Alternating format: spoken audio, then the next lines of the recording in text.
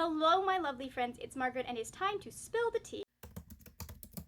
Welcome to day 11 of the 12 days of Margaret. Today we are going to be talking about the books I didn't like and the books that disappointed me. This is subjective to my personal reading tastes. Some of these books are actually pretty well written books outside of their flaws.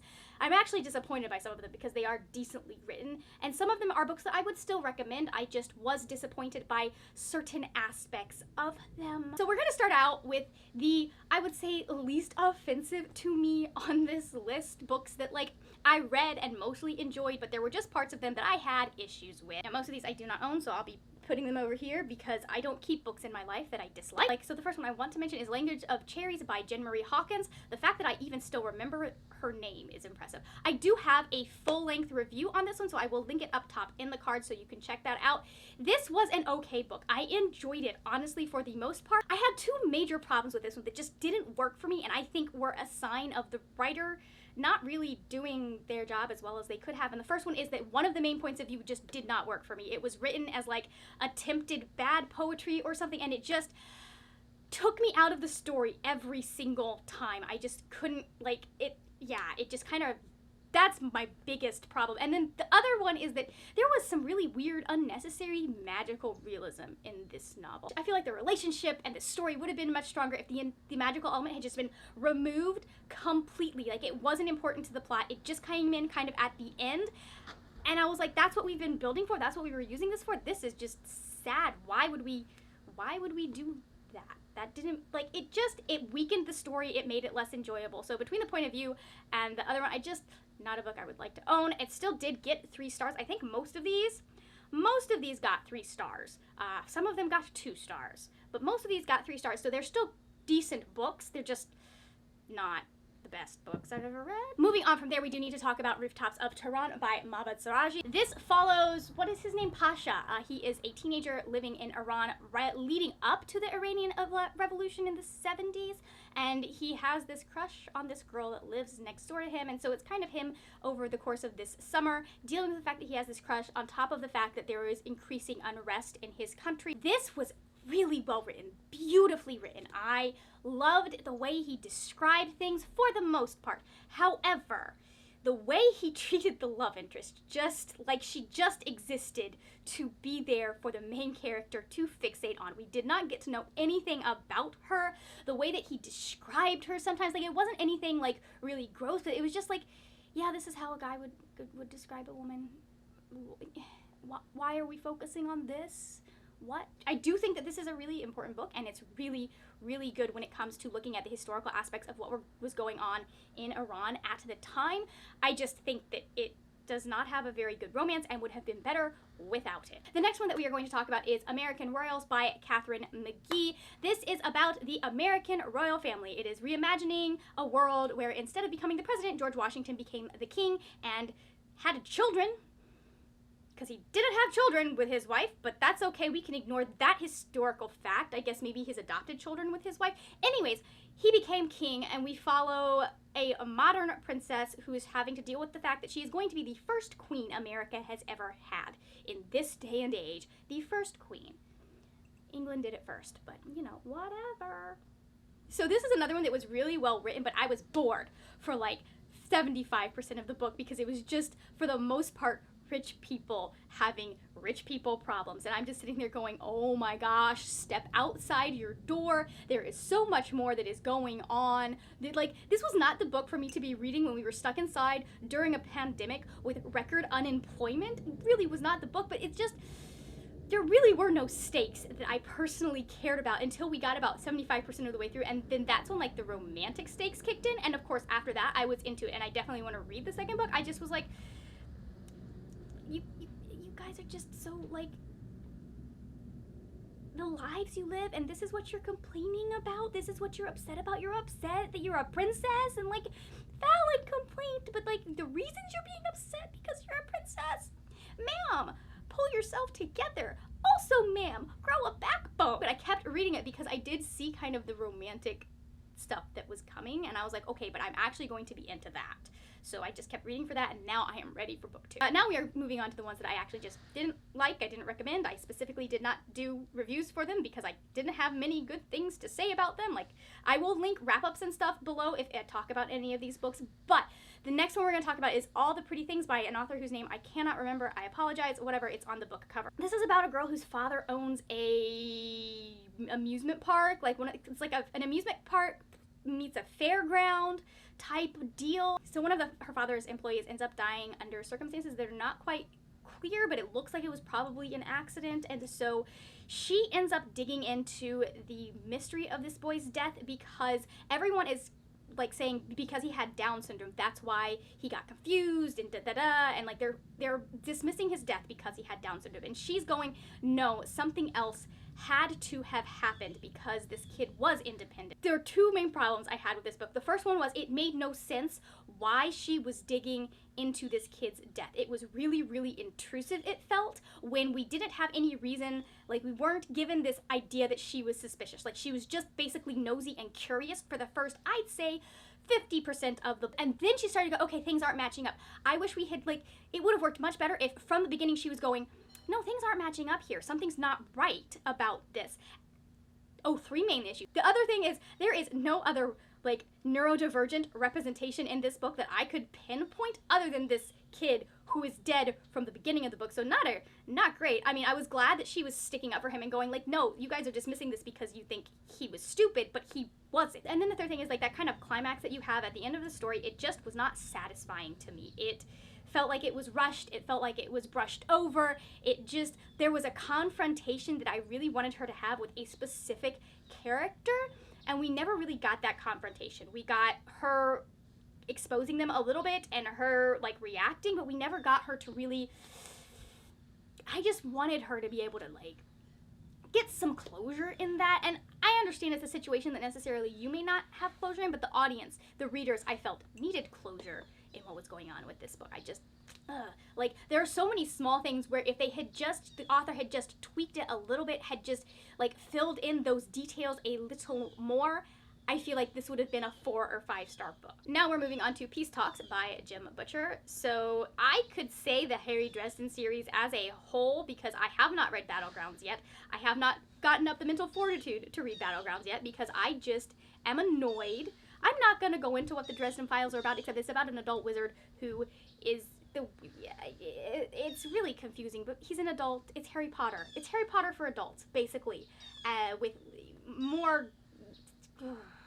Anyways, so I'm annoyed by how Jim Butcher has treated one of the female characters who he has historically treated pretty well. She is the only one that has not been overly sexualized in these novels. And I think we're going in a direction that I don't like. I'm still going to read the next book at some point when I am ready for it, but I just was annoyed that he made me wait 16 books for a certain thing to happen, and then he took that away in 2 books, and I don't know, we'll have to see what happens in the next book before I pick up whatever, 16, 17, whatever Battlegrounds is. But Peace Talk specifically just annoyed me because it wasn't a book. Like, this was a really long novella, in my opinion. So I can see what he was trying to do with this book. He's building towards, like, this is part of, like, that middle of the 20-book series. So he's building towards the big climax in the series. However, this has to have one of the most unsatisfying endings I have ever read in a book. Like, there was a point where he could have ended it and had the tension there and had it be the kind of thing that he was trying to go for. But he just, like, didn't end it there, and then it just fizzles out. After that, I was just like, why did we continue on with what was going on? Why did we continue doing this when there was a perfect spot for us to be left in suspense, for us to be left holding our breaths, and then we just kind of get this kind of half-hearted wrap up, you're gonna need the next book type thing. And I was just like, sir, what happened? Why did you think that was a good idea? Which is so frustrating because despite his problems and the fact that he has not done as well as he could do representing women, I still just felt like he was growing as an author. And then he pulled what happened in Battlegrounds, and I do still want to read his other series that starts with the Aeronauts Windlass, like, because I read that book and I'm interested in that, but I don't know if I'm going to actually finish the Dresden series, which is really annoying because I put 16 books worth of effort into it. Kudos to my brother, though, for warning me about what happened. I do actually have a copy of this one, and that is Saving Lucas Biggs by David Teague and Marisa de los Santos. This is one of those books where I'm like, well, they tried. We follow Margaret, and she's from a family that time travels, and when her father is falsely accused of murder and sentenced to death, she decides that time travel is the way to fix this. I won't go into why she thinks time travel is the way to fix this, because it doesn't really make all that much sense the way that it is actually put. Like, it makes sense if you read the synopsis, but then when you read the actual book, it's like, no, why did you think, though, that this was a good idea? I can see a 12-year-old thinking this was a good idea, but there are adults involved. What's going on? I really did at the beginning have high hopes for this book because it's going into strikes and it's going into workers versus big companies, especially in the early 1900s, I think, is when this is happening. 1940s, I think. Let's see. 1938 is when Joshua's point of view is. So they tried, but then they just, you get to the second half of the book, we're actually doing the time travel part, and it stops making sense because we have grown adults that are letting children do all of the heavy lifting for no reasonable reason. Like, it just, what was happening? And then they just kind of were half-hearted on the whole, it's the people versus a big corporation thing. Like, they really started out with this story that could have really been about, like, how the narrative can be twisted by the winners and by the people who have money and power, and how you have to question things. And and the resolution was, so yeah, this I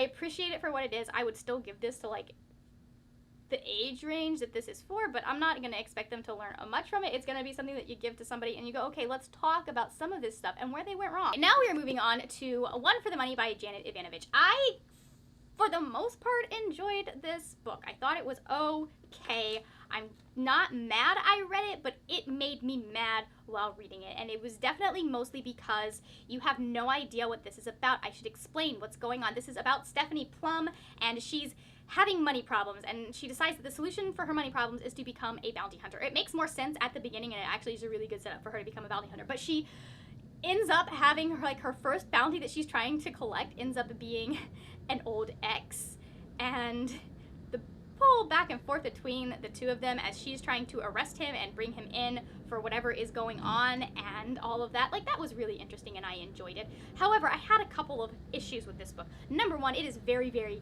very, very, very, very, very, very, very 90s. I was reading this, keep in mind, in June. So there are a couple of things. Number one, there is so much just unnecessary racism. The main villain is, oh gosh, it does not say where he is from, but he is definitely, like, Latin American. So he is Latinx of some sort. And the way, like, just, she really leans into the over-sexualized or hyper-sexualized Latino male villain type of thing where he is just sex-crazed. That's the word, sex-crazed.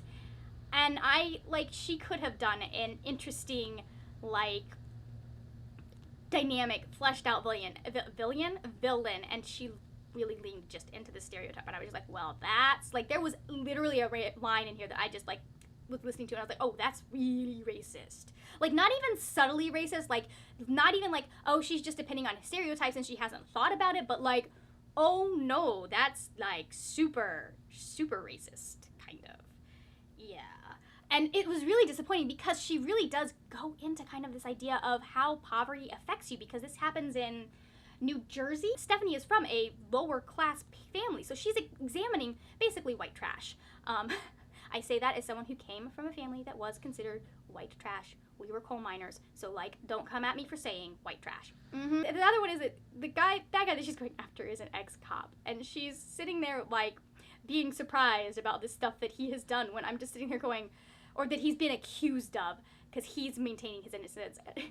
And she's sitting there doing that, and I'm sitting there going, actually, that's kind of something that's a problem with our police forces today. So, like, ma'am, okay, the propaganda. I have one more that I wasn't, like, it wasn't bad, I just wasn't, well, actually it was bad, but I don't hate it, and that's Women in Anglo-Saxon England by Christine Fell. This just was poorly written nonfiction. It's I don't feel like I need to tell you a synopsis of this book. It's nonfiction. It's about women in Anglo-Saxon England. I thought that she had some really interesting information that she was trying to impart, but it was just so hard to follow the train of the narrative because she would mention stuff in one chapter and then like 4 chapters later she's mentioning it again, and I'm sitting there going, I feel like you're talking about a character we've talked about before, or not a character, a person we've talked about before, but this is getting and so many of the names are similar, and it's just like I literally picked up another book about Anglo-Saxon England 10 minutes after finishing this, and it was so much better written, so much more accessible. This felt like it was definitely written for someone, like she assumes that you are having some knowledge of the subject matter. It assumes that you are an academic. It was not very accessible when it came to the language, and so I just think it could have been structured a little bit better. I felt like there could have been a better follow through, and yeah. Now it is time to get into the ranting. This is what you came here for. My 3 least favorite books, and these are all for probably similar reasons that I don't like them. The first one that we're going to talk about is one that I may actually continue on with this series, but I'm not sure, and that's Crown of Midnight by Sarah J. Maas, and I just, this book made me so freaking angry because, and there are going to be spoilers, so if you want to read this, go ahead and like skip forward. I will put a timestamp for when I'm talking about another, but well, these are all going to have spoilers, but like, you might want to know about it. I think I can talk about the other ones without being spoilery, but this one I just can't. And that is, so this series was written in like 2012 or something. We are still in that era where mostly white authors are doing mostly white casts, and they will have the token POC character. In this case, it is a token black character who is a really cool, powerful, impactful character. So, like she was going in the right direction because she was really well fleshed out. She was in a position of power. She knew things. And then, we killed her off to further the white protagonist's storyline. And not only did we kill her off in the most brutal way we possibly could. We mutilated her, okay? There were so many other ways she could have gotten this character out of the way. There were so many other ways she could have affected this character's death without having to just be awful about it. Like, not only are we killing off the only person of color that is currently in this series, I know she gets better about this, we are killing her off. We do it in the most offensive way we probably can, and we do it because the white protagonist's storyline cannot move forward without this happening. That is lazy writing. I'm sorry, Sarah J. Maas fans, but that was lazy writing. She could have come up with so many other options that were not just low-key, high-key, really racist. It's one of those situations where, like, maybe she wasn't intending to do this the way she did it. Maybe she wasn't really examining why, but I just feel like you can't, like, black people have been talking about this for decades. You cannot be a white writer right now and not examine the choices you are making with your characters who are people of color, okay?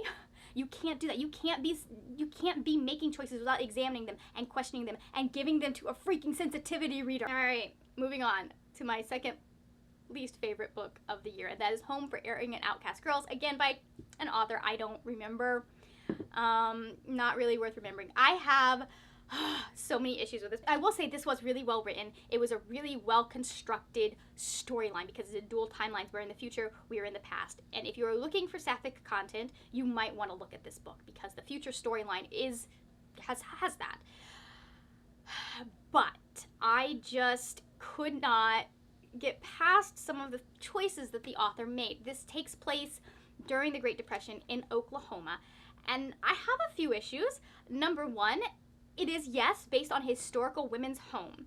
However, almost all of the main characters are white. One of them is also part Native American. We never see any evidence, any impact of that, but she is part Native America.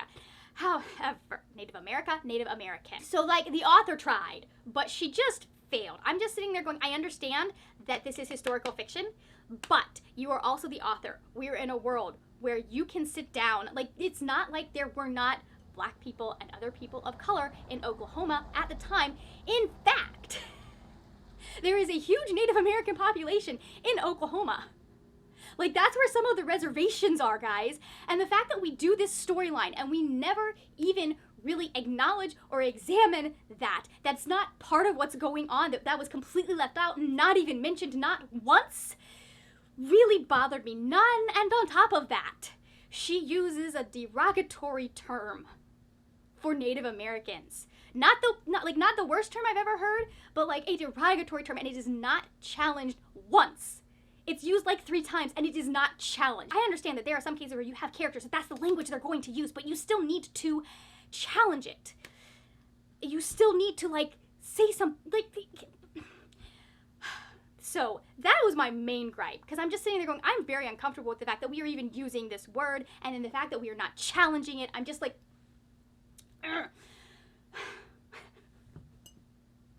And then, so the past storyline is based on historical women. And when we got to the author's note, like, it's a very, very sad. By the way, content warnings for child death and infant death and traumatic pregnancies, I guess. So just know going into it, if you're going to read that, know that that's there. So the historical part is based on the lives of 2 women who actually did exist. She did a lot of research. And from what I was reading in the author's note, these women's lives were sad enough without her imagining other sad things that could happen to them. Like, she just packed on the trauma for these women, and some of them were things that absolutely were pure speculation. It was like trauma porn, and I was like, we didn't need to have that as a part of the narrative, as a part of the story. That was completely and totally unnecessary. It was hard enough to be a woman in those women's situation in that day and time. And the fact that you felt the need to add even more suffering on top of that just made me very, very, very, very, very angry. Like, it is time for the pièce de résistance, my least favorite book of 2020. Some of you, if you have been on my channel for a while, might be able to guess what this is. It is The Warrior Maiden by Melanie Dickerson. This is a Mulan retelling set in medieval Europe. Again, the author tried something and they made terrible choices. Like, they chose the worst possible options of many bad options, I'm gonna be honest. So Melanie Dickinson, something like that, she has a series of retellings that she does that is set in like the 1200s, I want to say, in Europe. I want to say Eastern Europe, Hungary, something like that. I don't remember. I tried reading the first book in the series, could not get through it just because I was like, wow, the misogyny.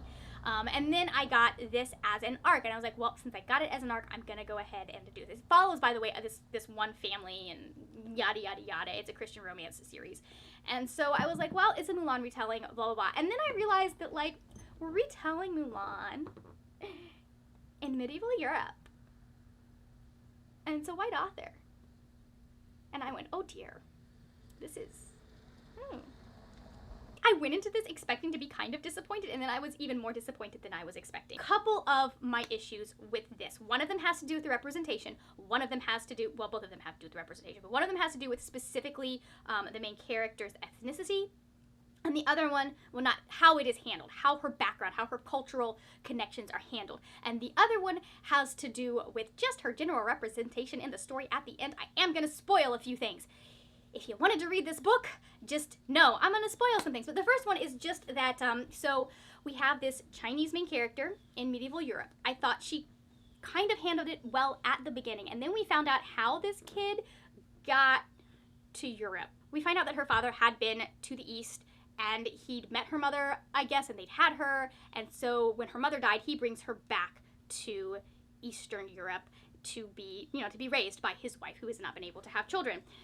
Whole bunch of stuff there. Like, can we talk about the fact that Mulan has one of the best, the Disney movie of Mulan has one of the best fictional fathers out there, and they just totally ruined him, and then he's not even in this story, which is fine because he's a terrible character, terrible person, hated him. Like, just the little snippets that we got, we could have had a great, but no. Anyways, so my biggest issue with this book was the fact that it was very appropriative, because Mulan, like, we're not retelling a typical European fairy tale, which is what most of this is. Like, a lot of these are fairy tales that are just universal. They have been in Europe for ages and ages. We have multiple. We are specifically stealing Asian folklore, Chinese folklore, and we are taking and using it to our ends. And there were ways she could have done that were not terrible, but she chose to completely separate this kid from her culture, completely separate. There is nothing in there that marks Mulan as Chinese except for her name and the fact that her mother came from China. And I felt like I would have liked, like it could have been better if we had maybe her mother, maybe her father met her mother in China and brought her back to Europe. And so this child still has that connection to her heritage and to her culture. And then the other thing is at the end, like we have this whole Mulan storyline and they do all this stuff. And then at the end, she's getting married to the male love interest, to the male lead, and it's like, oh, well, now that she is getting married, she is just going to retire to this castle and have babies, and we're not going to fight anymore. And I was already offended by this book as a human being, but now I'm offended because why? Why would we do that? That was just, like, we ignore the fact that historically, women do sometimes do the fighting. There are actually women who are Viking raiders, guys. Like, there are historical instances of female fighters. It's not like this is not new. It's not like it's not normal.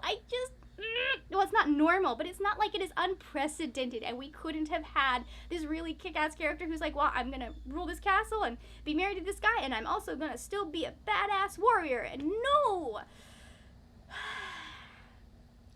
I was jogging when I finished this book, and I was so blindingly mad. It is amazing I did not get hit by a car.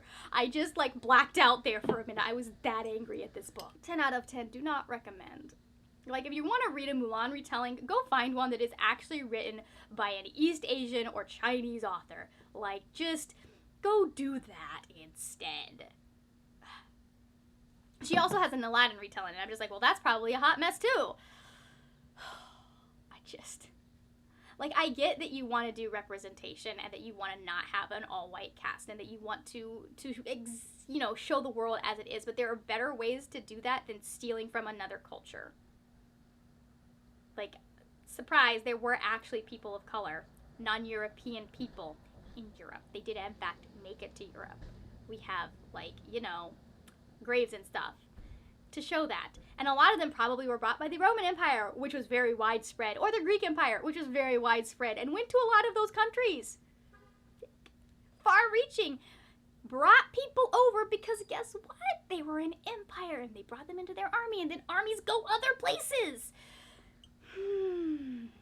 Anyways, thank you so much for listening to me rant about these books that made me angry or didn't work for me. Most of them just disappointed me. Most of them just fell short in some way, shape, or form. And I feel like it is good to discuss those things and to talk about them because that helps us become more discerning as readers. A lot of this stuff is stuff that I would not have noticed 5 years ago. I probably would have been perfectly fine with most of The Warrior Maiden in 2015, 2016, not 2016, but like in 2010, probably would have been like, oh yeah, this is good. It's so cool that we're doing a Mulan retelling. Because people have discussed this, I have grown as a reader and grown more discerning in my tastes, and these books kind of wasted my time. If you are feeling chatty, feel free to let me know in my comments a book that you absolutely despise this year, or let me know if you've read one of these and disliked it as well, or how you felt about it as well. If you are not feeling particularly chatty, leave me a thumbs down emoji, just to let me know that you watched to the end of the video. Thank you so much for watching. If you enjoyed this video, please give it a thumbs up. Also, hit that subscribe button if you are interested in my best books of 2020.